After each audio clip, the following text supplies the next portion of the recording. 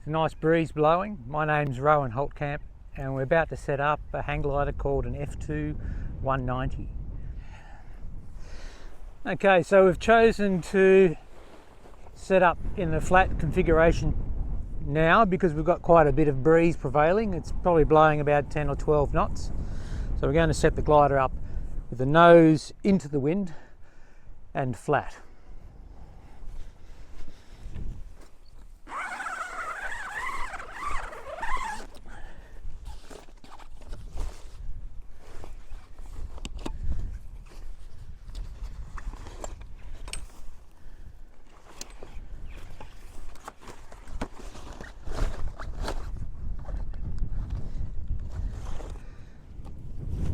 So we've undone the zip, taken the straps off, and this is the battens. I'll put them down here at the back of the glider, so I only have to move them once. This is the base bar for this glider. It's a speed bar. It's got wheels nicely attached. They're attached with the pit pin. You can see you push that pin in there, grab the handle of the pin and pulls it out. This pushing of the button retracts the balls here. You can see those little balls. When you put your pin in, those balls retract and allows the pin to pull in and out of a tight fit hole. Taking the pack up gear off the control frame here. This protects the sail from travel damage. So when you've got this on your car, you don't want to have these pieces of metal here rubbing on the sail and making holes in the sail. Remember where that goes for when we pack up.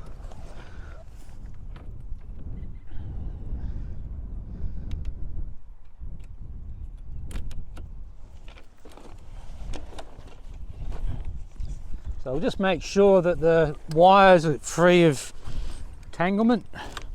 This A-frame, as you can see, the control frame here has got no wires through the inside of the control frame, so that's set up correctly.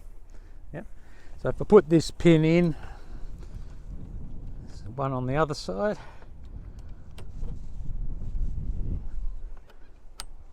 like that, and you can see you can't pull them back out until you push that button in. Now I'm going to lay the control frame down. I should point out too that the control frame has the bend in the bar going forwards. That's called a speed bar.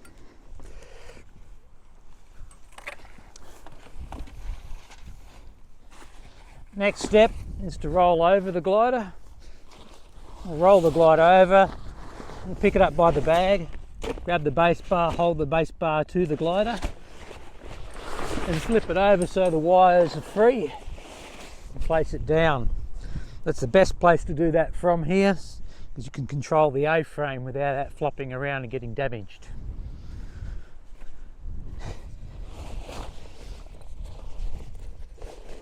We'll take the bag off now. I'll just roll that up like so. Nice, quick, easy way to roll it up. And you can see if I put the bag in here like this, makes a nice neat package. Got the label of on the glider sitting there so you don't get it mixed up with everyone else's equipment if you're setting up on the site with heaps of people.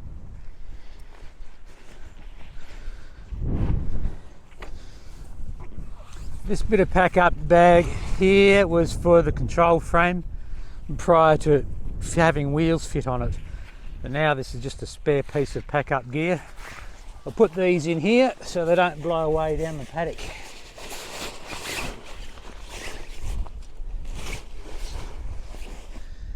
Next thing I'm going to do is spread the wings. Doesn't take much effort at all. Little finger in the bag like so. You can see how little effort it takes to spread the wings.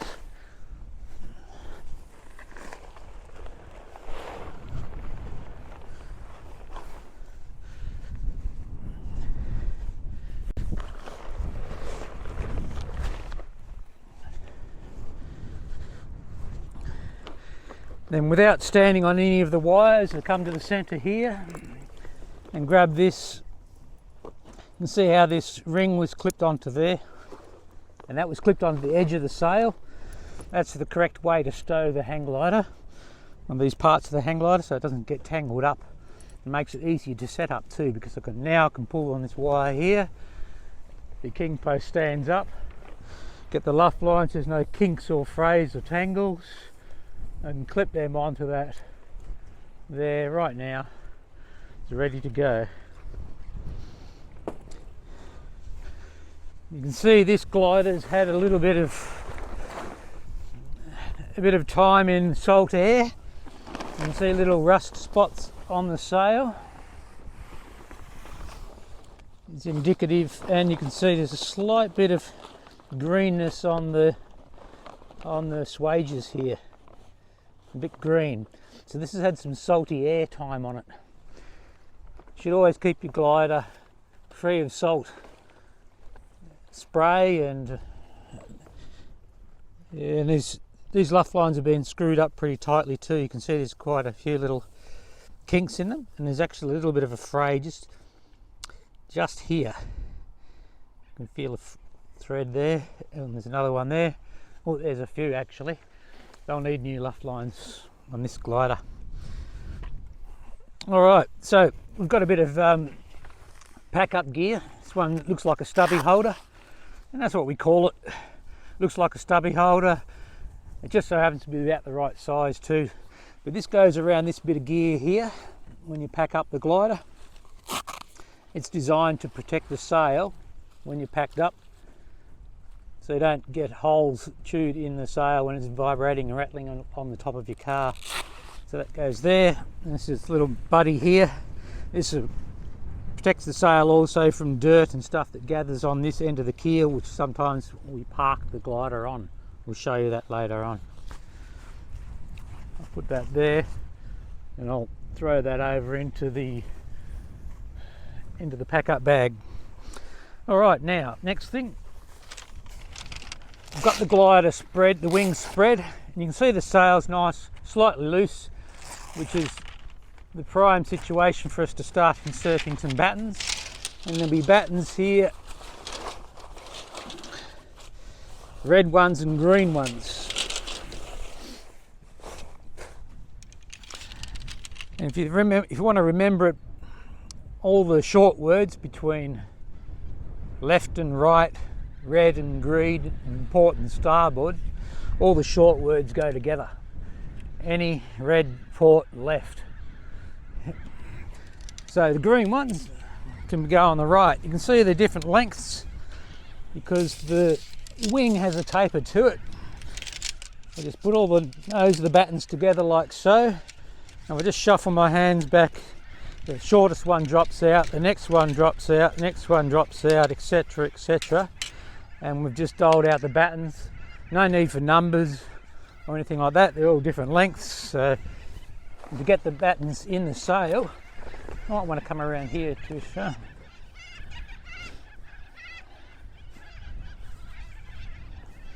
To get the battens in the sail, you can see the batten pocket there. Put the nose of the batten in there, and you hold a little bit of tension, push the batten in, hold the batten with one hand, grab right back with the other hand,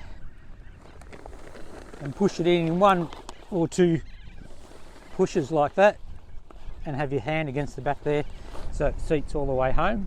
We'll lock them in a bit later. I'll show you how to do that a bit later.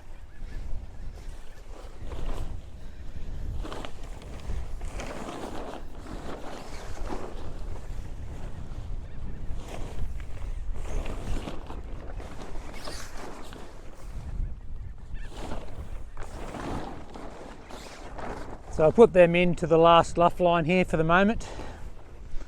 I'll do the same on the other side.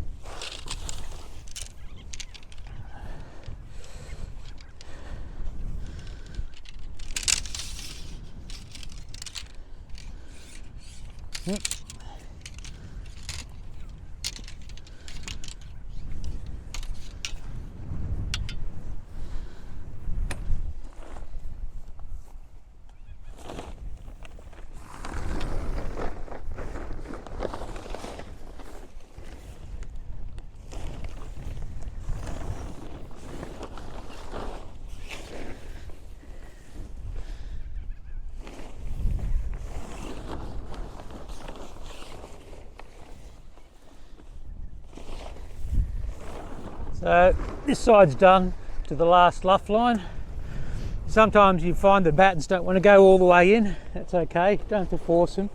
Give it a bit of a shake. But later on, once I've done the tension up, you'll find they'll just fall in. Next thing I'm going to do is pull the tension on the sail. On this bungee strap here, there's a little handle, excuse me, little handle on the end. You pull on that handle. You can see it's sort of starting to spread the wings on the glider, very similar to the way an umbrella is set up. Now there's a bit of a restriction here of movement, so something's caught on the crossbars there. I'm guessing it's a tow bridle attachment or something's caught underneath. We'll have a look. Could be a tussock of grass.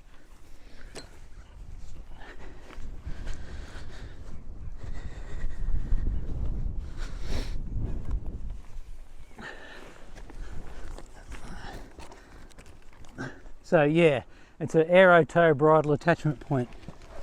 It's just caught here. Guy hasn't done a great job of fitting that in. Did you see that all right?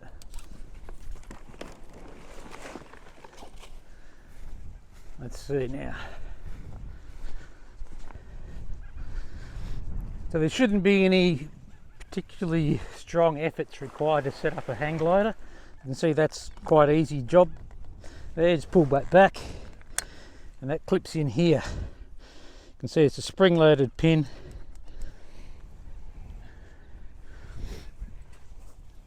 And this shackle, so I'll just show you that again. So this shackle comes back and pushes that pin down, click. So it's spring-loaded, and this can't come out when you're flying or handling the glider. Next, this one comes along, and this ring here goes straight through that clip again. You can see how quickly it just clips in there. I'll show you that again. That's it, nice and quick and easy to use. Next thing I'll do is I'll put the rest of the battens in. There's 3 battens on the wingtip. Got some dive sticks here too. The dive stick goes in a little alloy thing. It's got a bungee cord inside it. Then it just goes there. You get it roughly in the right position, and it just zaps in all by itself. Alright, next one is this batten here. There we go.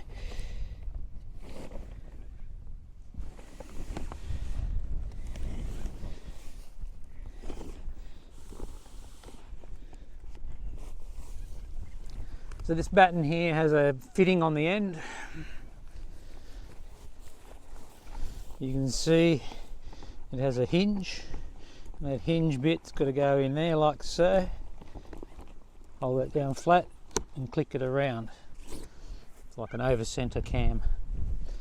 This one's got a hinge a little bit different, where you squeeze these, you can see it's a little monkey grip clip arrangement here. It's goes like this, goes like that. And what we're doing is squeezing it so it lifts that hook out, unclips it. Then we clip this into the trailing edge. You can see this is like a little skid protector on the, it's had a little bit of punishment there, but this piece of end of the batten goes in under that material in there, in that little sandwich pocket, and then you just go like that. Squeeze, hinge, insert, lever over. Squeeze, hinge, insert, lever over. All the same. You can see it makes very streamlined aerodynamic fitting. This one's a little bit, there we go.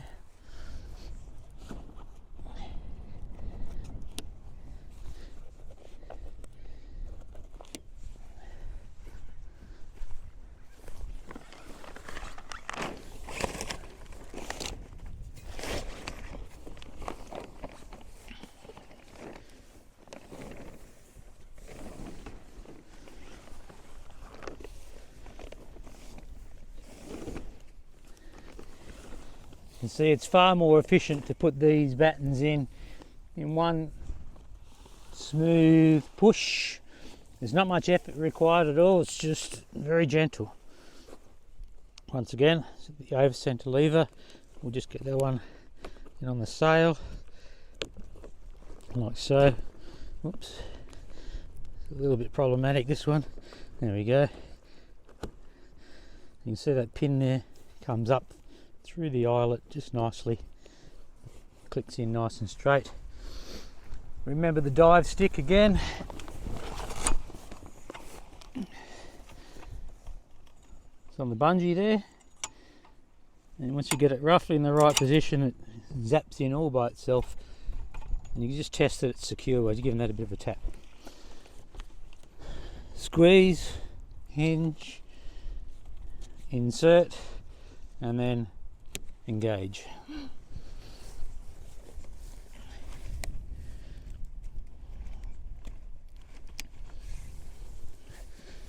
So these little hinges on the battens, they're adjustable in length. This one feels a little bit tight, and so once I've done them all, I'll just go along and check that they're all consistent. If it's a bit tight, they're just on it's got a thread in here, so if I was to turn it this way, it puts the little batten end in further, 1 millimetre per turn. So in that way you can tune the individual batten tensions on the glider, and therefore tune the glider to fly straight. Or if you turn them accidentally from time to time when you're setting up and packing up your glider, you would tune your glider not to fly straight. Which is a common accidental action. And so now that you know, you can avoid detuning your glider. Alright, now we've got the glider set up mostly here. All the battens are in. I'm going to go around the front now. I'm going to lift the nose up and engage the A-frame.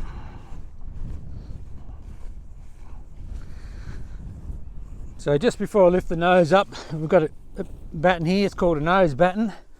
It's at the nose, so it follows pretty cleanly what to do. And it's got a little handle on here, this handle. Use that handle to pull the batten onto that pin. Pretty simple. If you fail to do that, it's not a big drama anyway. This particular model of floater glider flies quite alright, even if that batten's floating off the pin, not even secured properly. But anyway, whilst you're here, you may as well put it in properly to start with. Alright, next step, I'm going to lift up the glider. I'm going to have a $5,500 grip on the glider, because with this wind it can potentially fly away if I don't hang on to it. So I'm going to lift up the glider fairly swiftly, maintain a fairly consistent angle of attack, that is the angle of the wing meets the airflow, so I can swing the A-frame into place and clip the A-frame into place. This thing here called the nose nappy, I'll fit that straight afterwards. So here we go. Lifting the sail up.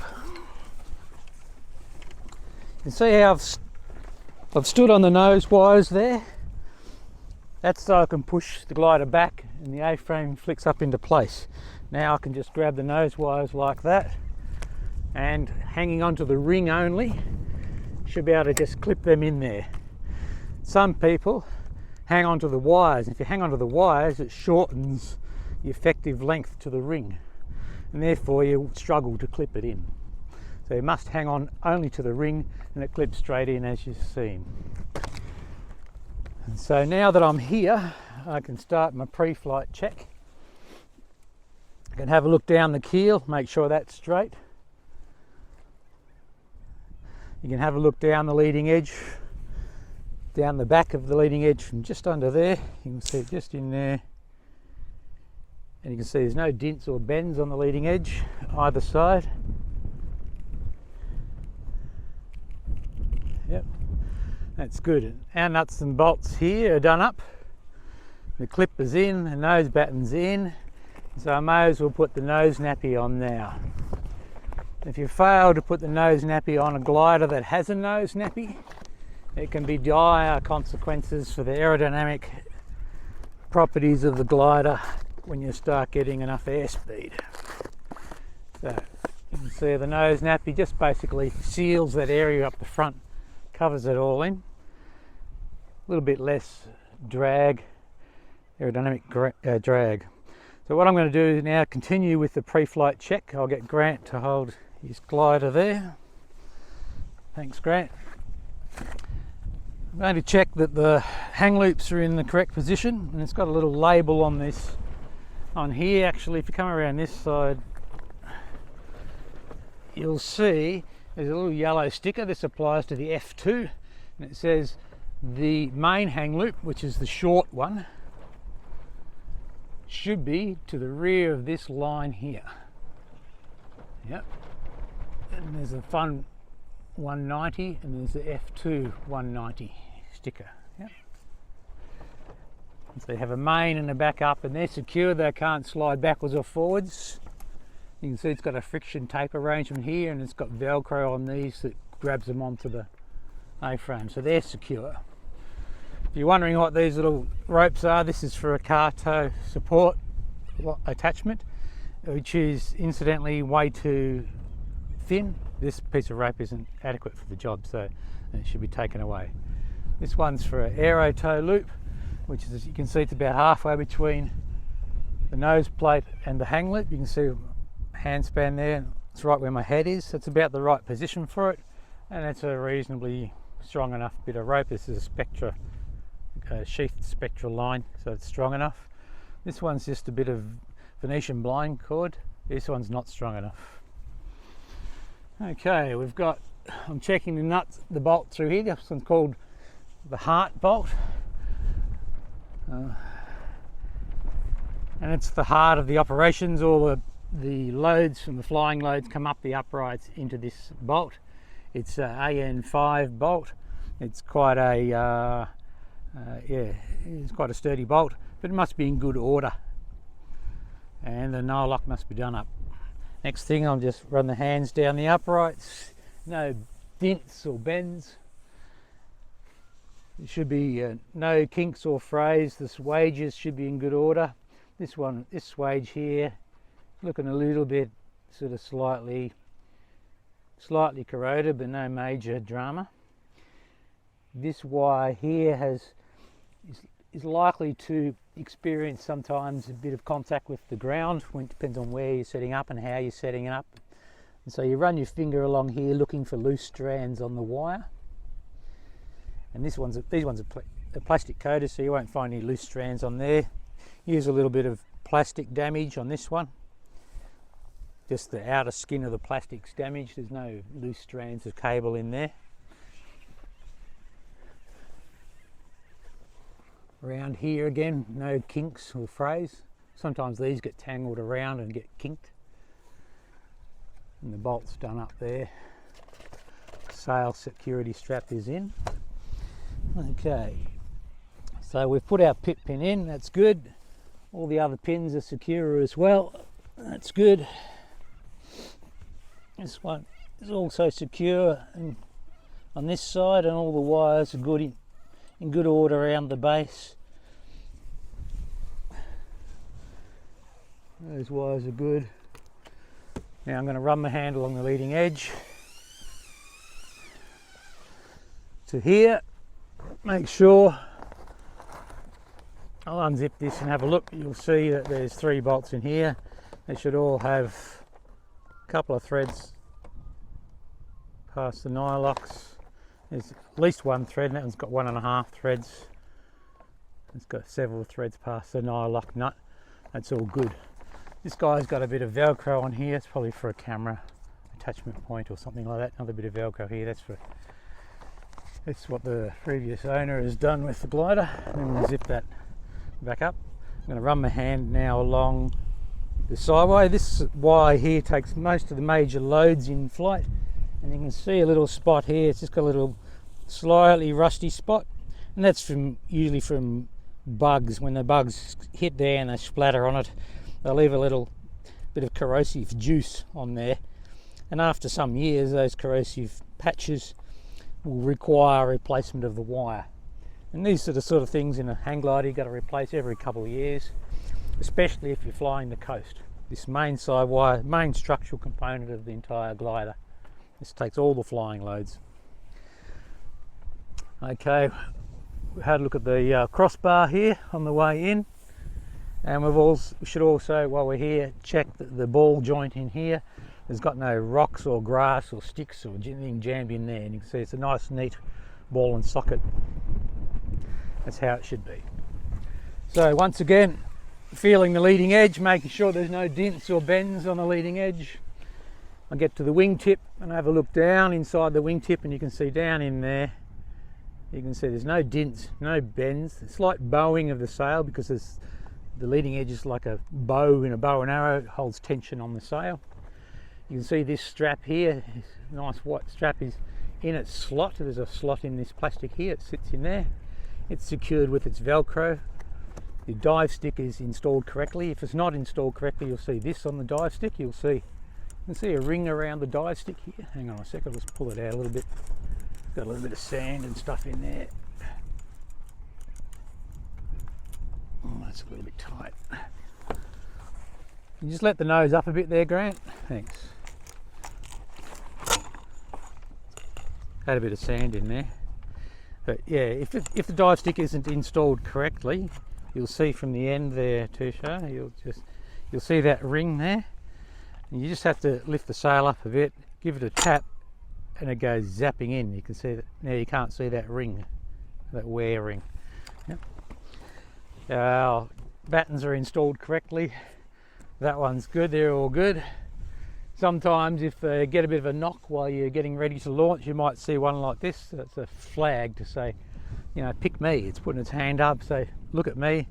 I need to be clicked in correctly. These are all good. This is all good. That's the ring that we installed there before, nice and tight and neat. These are all good. Oh, there's no, so this main wire here, it is possible if you twist them up, it'll change, and before you click it in, it'll change how far you pull the crossbar back, so it'll change the way the glider behaves. So make sure that's nice and tangle free. That's looking good, that's looking good. You can see the luff lines are nice and clean and free. On the model before this, they used to have bungees, a bit of batten sticking out here and a bungee holding on the batten. And sometimes these luff lines could get caught around the back of the batten. But on this model, we've fixed those problems up. Much cleaner, much easier to use, much easier to pre-flight, no tangle problems. Let's make sure that dive stick is installed. Give it a bit of a tap, that's good. We'll have a look down here, no dints, no bends. There's a spot of dirt or grass or something back in there. I'll have a look at that at the crossbar junction shortly.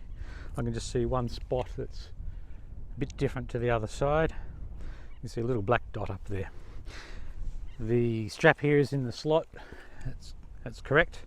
And this is just like a little handle strap for engaging that. No dints. If you run your hand along the front of the leading edge and you've just loaned your glider to someone and you see a big chunk of dirt on the leading edge on the outside, I'd be having a very careful feel behind that to see if it hasn't got a dent in it or something, see if your mate's landed it on a rock. But this one's got a little bit of mark here but no dent, so that's all good.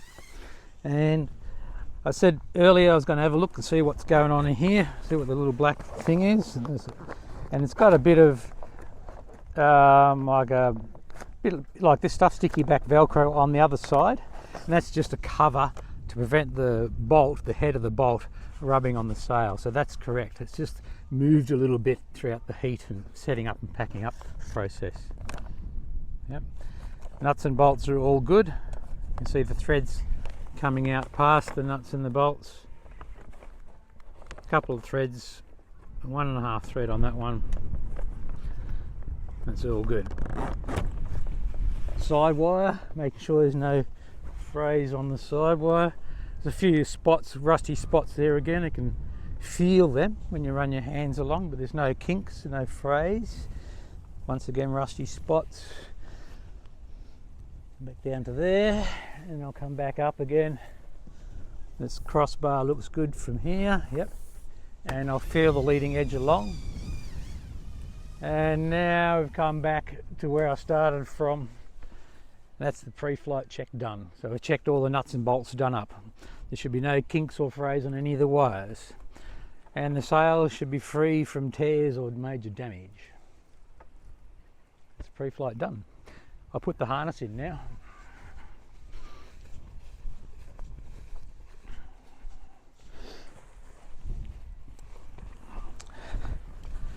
So this is called an apron harness. Looks a little bit like a barbecuing apron.